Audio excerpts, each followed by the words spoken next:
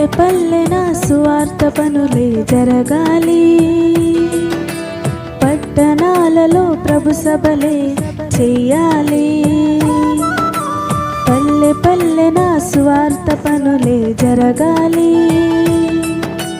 పట్టణాలలో ప్రభు సభలే చెయ్యాలి. ప్రజలందరూ ప్రభుని నమ్మాలి, పరలోకమే ఉన్నదని తెలియాలి. మరణించిన మనిషికి బ్రతుకు ఉందని మహనీయులకు తెలియాలి.